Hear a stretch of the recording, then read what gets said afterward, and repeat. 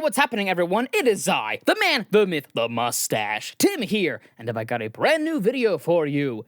Welcome to part 9 of What If Deku Had a Full Counter Quirk. Please, sit back and relax because you are in for a treat.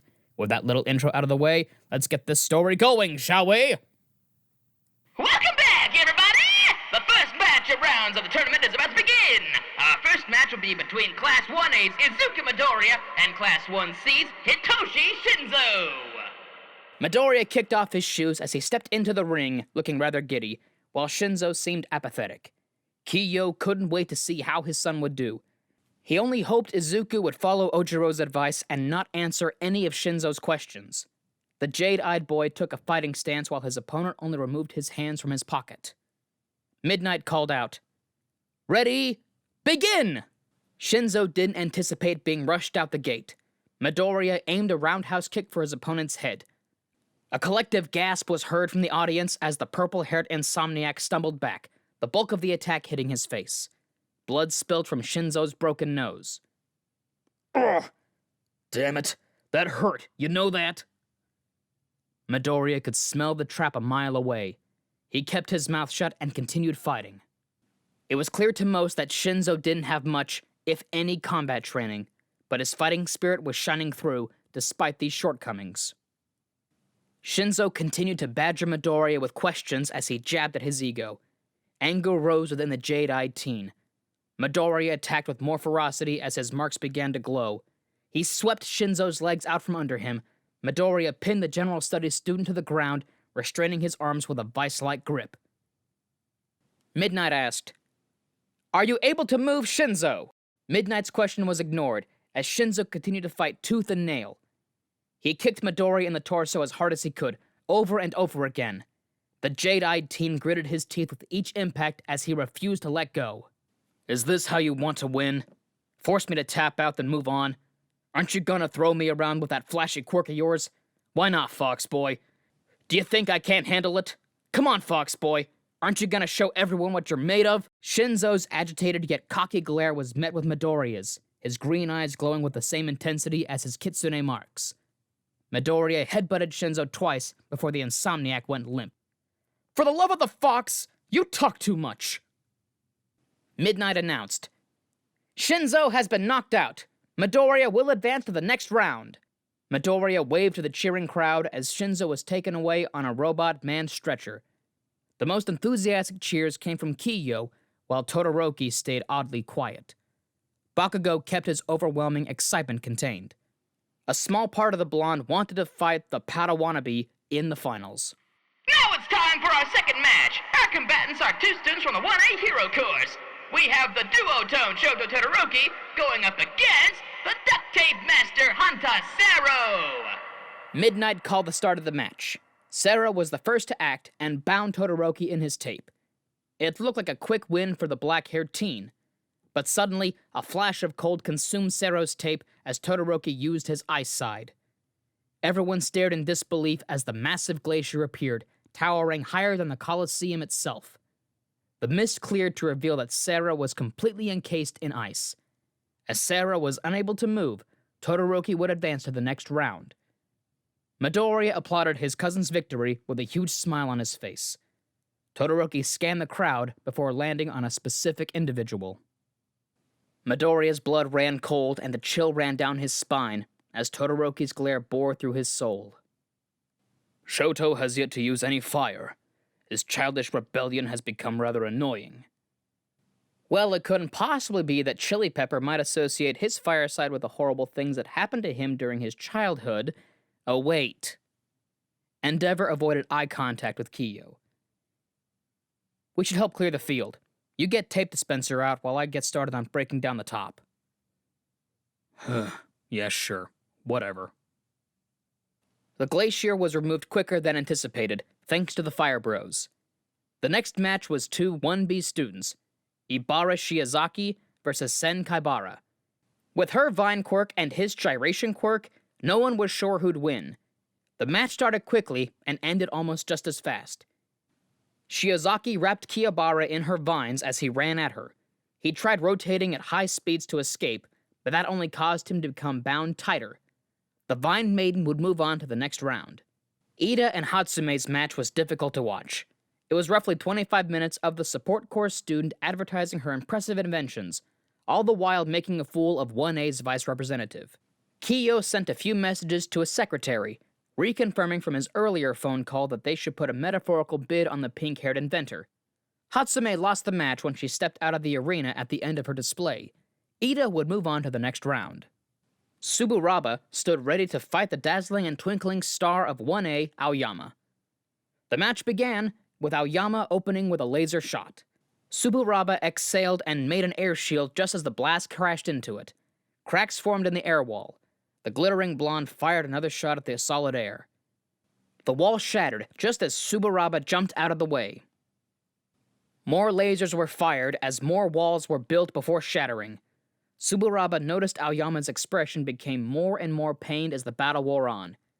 The 1B student found an opening and ran at his opponent. Aoyama's shots were becoming more poorly aimed and predictable as Tsuburaba moved in. The brunette put up another air wall before Aoyama could fire another laser shot. Tsuburaba grabbed his solid air construct and swung it at his opponent. The air shattered against the 1A student as he fell to the ground, knocked out. Tsuburaba would move on. There was no fight between Monoma and Kuroryo. The blonde cowpocat forfeited the match before it even began, which confused his shadowy classmate greatly. Monoma gave an unreasonably pompous speech about how he knew he couldn't defeat the barbarians of 1A with his own strength.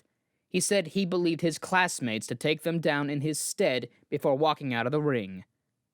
Kuroiro was annoyed by his humble classmate's selfless act. He decided he was going to haunt Monoma's shadow for a while and make him regret denying him a fight.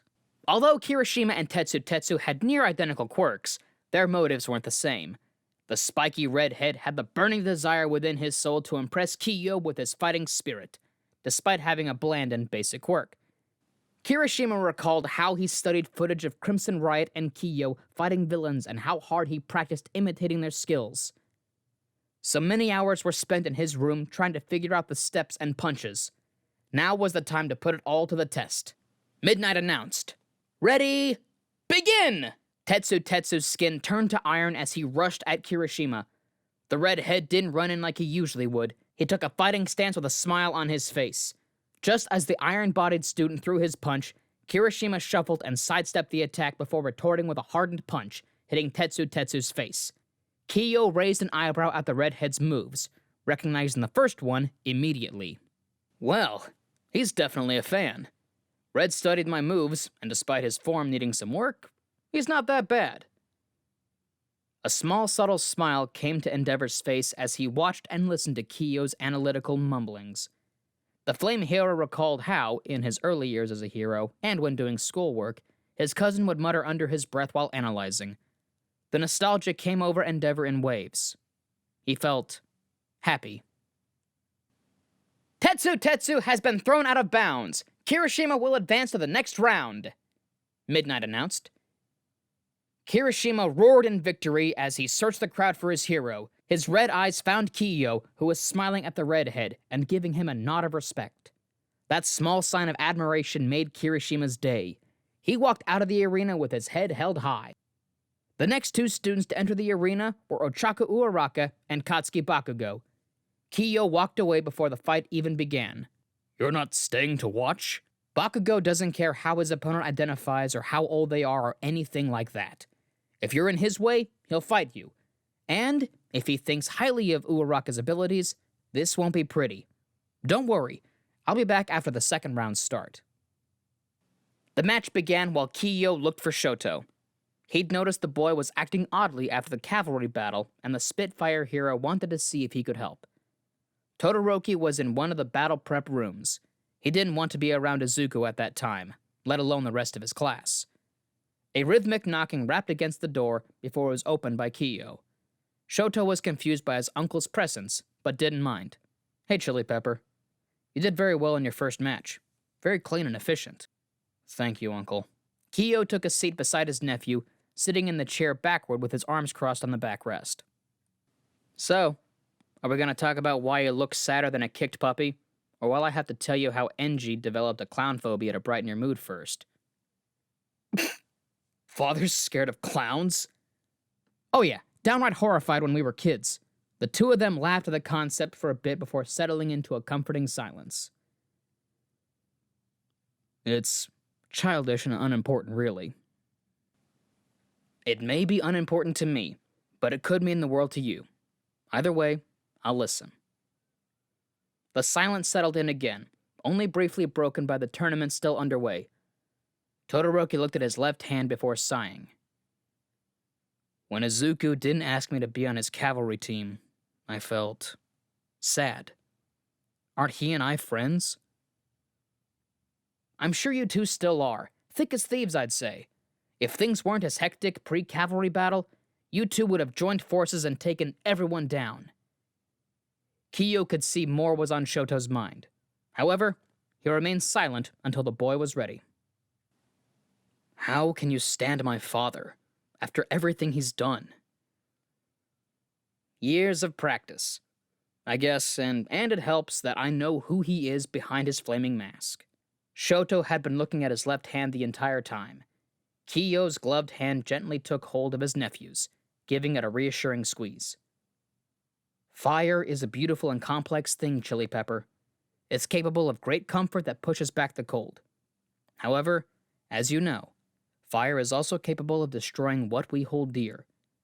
Endeavor can do what he will with his flame, and he'll have to live with the consequences, just like me with my fire, and like you with yours. I hope that you'll overcome these roadblocks so you can reach your full potential. Shoto listened to Kiyo's words, though he didn't quite understand his uncle's perspective on fire. The young man pulled his hand away before standing abruptly. I know that you think there's good in all people, Uncle, but I don't think there's even been anything good with my father. He's the worst kind of monster. From a distance, President Mike spoke out. Bakugo moves on, I guess. I was really rooting for that girl, too. You're supposed to be impartial. Yeah, I know. Let's move on to the second rounds of the tournament! Todoroki left the room with cold fire in his eyes and wrath in his heart.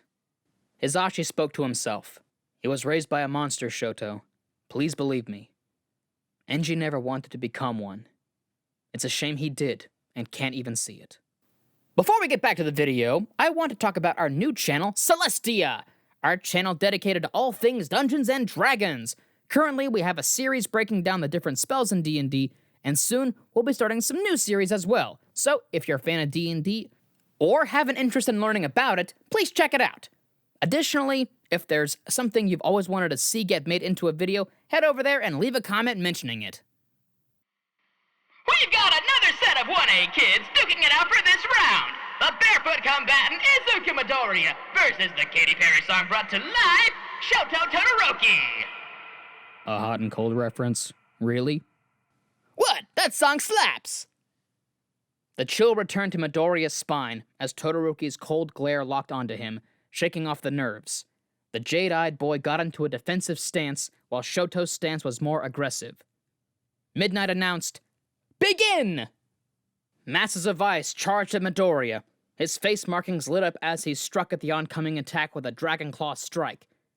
Counter Force shattered the ice, stopping it in its tracks and sending the shards back to where they came from. Todoroki dodged the attack before sending more ice, with more ferocity this time. Midoriya roundhouse countered the oncoming ice. It, too, shattered. This back and forth continued for several minutes. Not a flicker of flames was in sight. The temperature continued to fall as the battle wore on. Kiyo returned to the stands as the battle's intensity increased. Even as far from the arena as he was, the Spitfire could see his breath. Midoriya had been favoring his right arm over his other limbs during combat. He could feel the strain that his shoulder was taking. It probably wouldn't be long before it became dislocated. There was a pause in the action as the two boys caught their breath. Midoriya noticed a frost had formed along Todoroki's right arm and the right half of his face. That's not the only thing Midoriya noticed. "You're shivering, Shochan! You haven't been using your other side at all, have you? You're not even using it to keep warm!"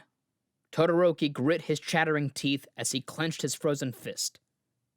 "Shut up! You know why I'm not using it!" Shoto sent another ice attack, significantly slower than the earlier attacks. Midoriya ran at the approaching ice before jumping and counter-jumping over it. The jade-eyed teen landed on one of the ice spires as he looked down at his cousin. You said you wouldn't be holding anything back, and I promised you I'd do the same. You lied. Nobody else in our class has been holding back. You are the only one. How do you expect to beat me with only half of your power? I refuse to use his. I swore to myself that But it's yours! Your fire, not his! Something about that struck a chord in Shoto's soul. The frost on Todoroki's body began to melt as his inner fire began to ignite. As Midoriya spoke, his markings and eyes glowed brighter. A familiar light began to dance around his hands. Why even give a damn about what your old man wants anyway? You should live the kind of life you want to, not be a mindless automaton for your father's dreams. Take command of your destiny with both hands and become the hero you've always wanted to be! Orange flames erupted from Todoroki's left side, dancing wildly and untamed. The intensity could be felt as the air rippled. An overly prideful smile consumed Endeavor's face.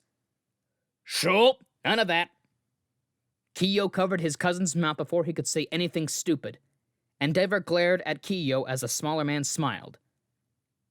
The ability to speak does not make you intelligent. Shoto smiled madly, the aspect of insanity intensified by the fire licking his face. Izuku looked at his cousin with stoic excitement of equal intensity. Green firelight continued to dance around Midoriya's hands. You want my fire? Then come get it! And Izuku did. He launched himself off the spire, shattering the ice behind him. Todoroki sent a torrent of flames at his cousin. Midoriya didn't change his course as counterforce and green firelight built up around his hands. Before Midnight and Cementos could end the fight, there was an unexpected explosion, shattering the remaining ice in its wake.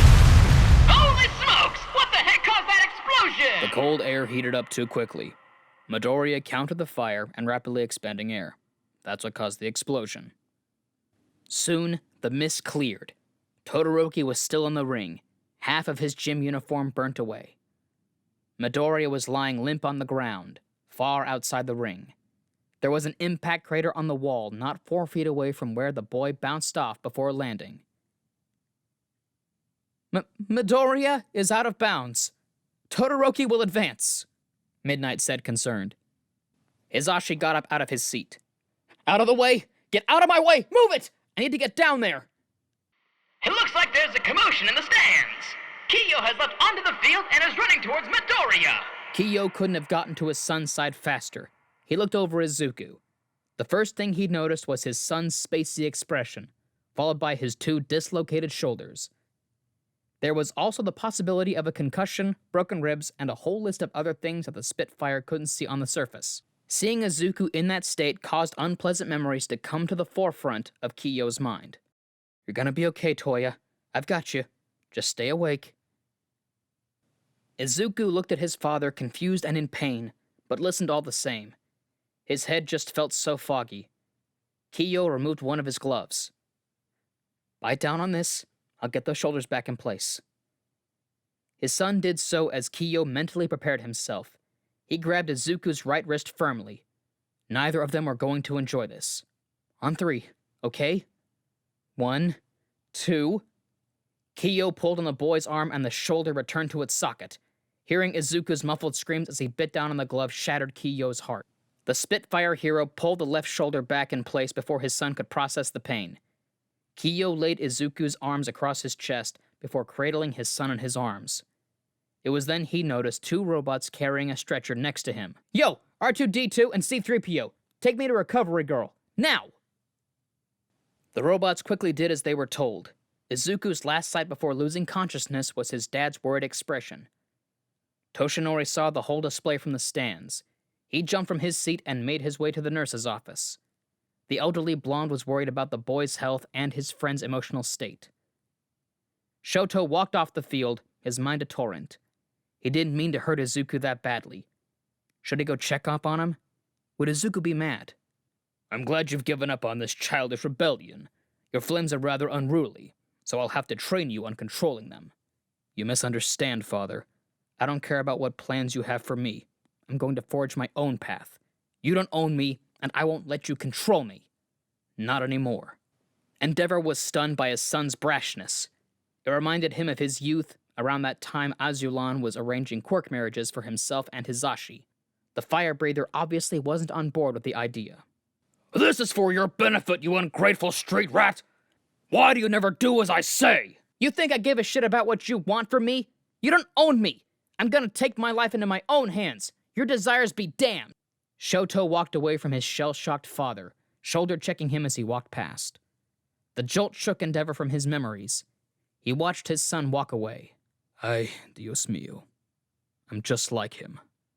Toshinori, now in his buff form, let himself into Recovery Girl's office. The youthful heroine was tending to the unconscious Midoriya, while Kiyo stood not too far away. The Spitfire hero was nervously chewing on a tongue depressor. It was only when All Might got closer to his friend did he notice the wooden stick was charred. A tongue of fire came from Hizashi's mouth, burning the stick further as he continued to chew on it. That can't be good. I'd have a smoke, but I'm sure Recovery Girl would destroy my kneecaps with her cane if I did. I didn't know you smoked. It makes my butane glands more fuel efficient and helps me calm down. Recovery Girl finished her work and approached both men. Midoriya will be fine. He'll just need some rest, but he can go when he wakes up. I'm rather impressed, Kiyo. You put the boy's shoulders back in place perfectly. Thank you, ma'am. That means a lot coming from you. The speedster quickly and respectfully removed the 1B student from the field. Tsuburaba and Kuroiro's fight was more hands-on. However, there weren't many shadows for Kuroiro to use, and he lost the fight. Kirishima fought his hardest against Bakugo, but the explosive blonde broke through the redhead's hardening. The semifinal fights would be Todoroki versus Ida, and Tsuburaba versus Bakugo. Izuku stirred from his slumber, and his father was by his side instantly. Izuku, how are you feeling? Sore all over, but I'll live. You called me Toya earlier. Kiyo was confused at first before remembering his slip of the tongue. Shame became clear as day on Kiyo's face. It's okay. I miss him too. Kiyo and All Might helped Izuku out of bed and walked him out of the nurse's office. The young man assured his father he'd be fine heading back to his seat by himself.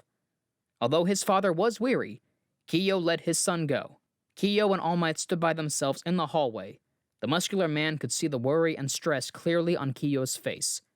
Not that the fire breather was trying to hide it. You truly care for that boy with your all.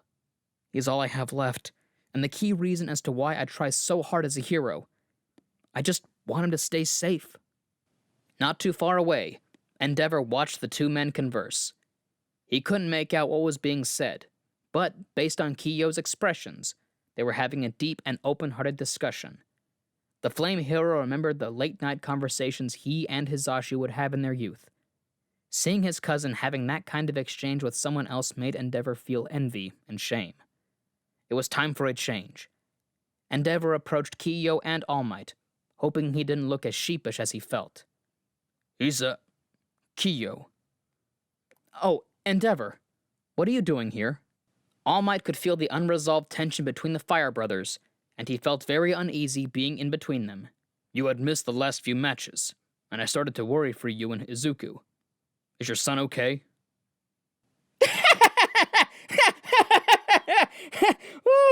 Oh man, Endeavor, you gotta warn a guy when you test out a new comedy routine like that.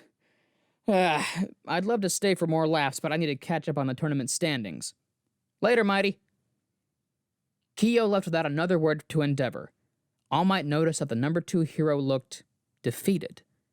The top 2 heroes stood awkwardly in the hall, unsure of themselves. Kiyo was a good man. You're lucky to have him as a cousin. That statement seemed to make Endeavor feel worse. A nervous sweat formed on All Might's forehead. I don't think Kiyo would see it that way. I'm not a good person, am I, All Might? Well, I don't know you that well outside of work, but you're a great hero if that counts for anything. What's the point of being a great hero if I'm not even a decent human being? You're usually not philosophical. Did something happen? It's a family matter. Don't concern yourself with it. Todoroki's heart wasn't in it when fighting against Ida. His mind was wrestling with Midoriya's words, so he was only half focused. The vice rep would get in a clean shot now and then, but the icy hot teen would dodge on his ice. Todoroki won the fight by taking advantage of Ida's engine stalling after using his Recipro Burst. It was a good fight, but there was no sign of Shoto's flames. Bakugo showed no mercy to Subaraba, much to the 1B student's expense. The explosive blonde was pissed that Midoriya was taken out of the tournament. He wanted to take down that green-haired Wookiee, but that icy hot bastard took that from him. He was the only one allowed to beat Midoriya up like that. No one else. Subaraba was blasted out of the ring. He wasn't gonna be waking up for a long while. Bakugo swore he was gonna get to the finals and destroy Todoroki for defeating his rival and dear friend. And that's our video for the day, so thank you all for sticking around. I hope you enjoyed it. Before I go, there's a little bit of housekeeping I want to go over with you. First, We the Celestials has many other incredible content and projects our team creates, with all the descriptions below, so please go check it out for us. Second, on behalf of We the Celestials, I want to thank everyone involved in the production of today's awesome content. Their details are also in the description. Give some love to the writer and the editors because they do an amazing job here. That's all for today's video, so thank you all for sticking around and have an amazing day. And as always, be kind to yourselves, be kind to others, and stay awesome. This has been Tim. Mustache out.